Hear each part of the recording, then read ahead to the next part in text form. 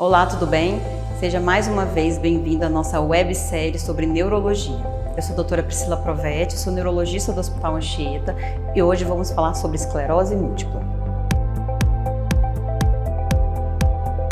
A esclerose múltipla é uma doença autoimune, inflamatória, desmielinizante que acomete o sistema nervoso central, ou seja, o cérebro e a medula.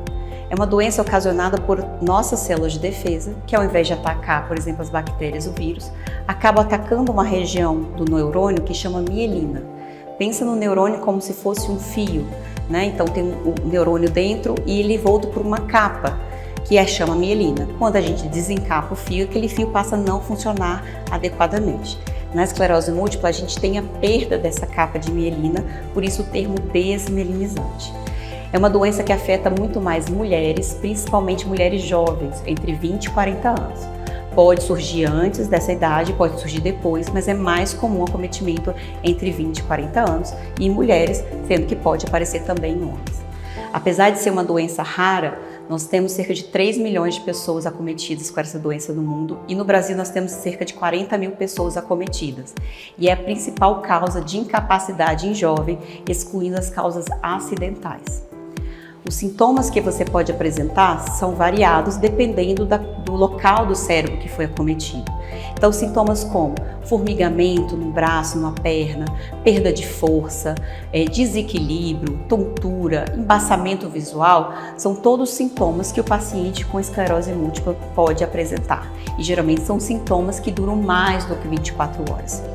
Existem duas formas principais de apresentação clínica da doença, que é a forma remitente recorrente e a forma primariamente progressiva.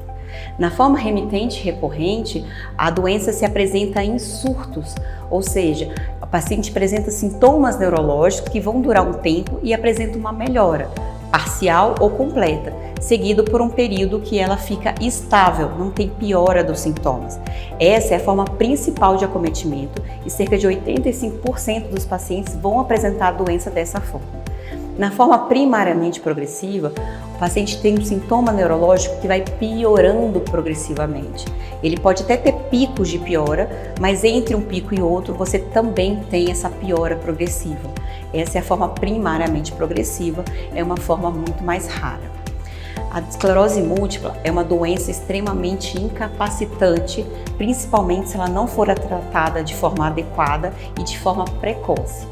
Por isso o diagnóstico precoce é tão importante e o conhecimento da população e das equipes de saúde em reconhecer essa doença.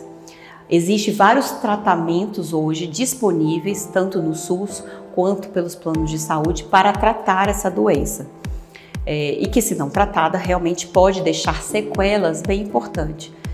Mais ou menos 60% dos pacientes que começam com a forma remitente recorrente podem evoluir para a forma secundariamente progressiva se não tratados de forma correta e precoce e acabam tendo uma incapacidade que vai acometer, né, e causar grandes interferências na sua vida diária. Por ser uma doença tão incapacitante e que afeta principalmente pessoas jovens, é tão importante essa divulgação sobre o que é a doença e como reconhecer os sinais e sintomas da doença.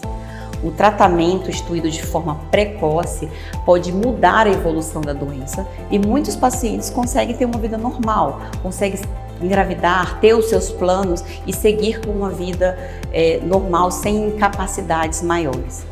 Esse paciente ele precisa fazer um acompanhamento médico regular. Por ser uma doença que não tem cura, ele vai precisar de uso de medicações para controle da doença e um acompanhamento médico especializado. Aqui no Hospital Anchieta, nós criamos um programa para tratamento e acompanhamento especializado do paciente de esclerose múltipla, desde o diagnóstico até o tratamento e acompanhamento multidisciplinar. Muitas vezes pacientes vão precisar passar por vários outros especialistas, desde fisioterapia, fono, nutrição, urologista, ginecologista, e a gente tem todo um programa e toda uma equipe especializada nesse tipo de paciente para fazer esse acompanhamento. Além de todos os métodos diagnósticos de maior excelência hoje que temos disponíveis para avaliar o diagnóstico e a evolução da doença. Além disso, nós temos um centro de infusão preparado para fazer todas as medicações que os pacientes possam precisar para tratar essa doença. Se você gostou desse vídeo, curta, compartilhe e acompanhe as próximas webséries da neurologia com vários assuntos muito interessantes. Também siga nossas redes sociais. Lá nós temos sempre vários informativos sobre várias doenças, tratamentos e tudo que tem disponível na área de saúde.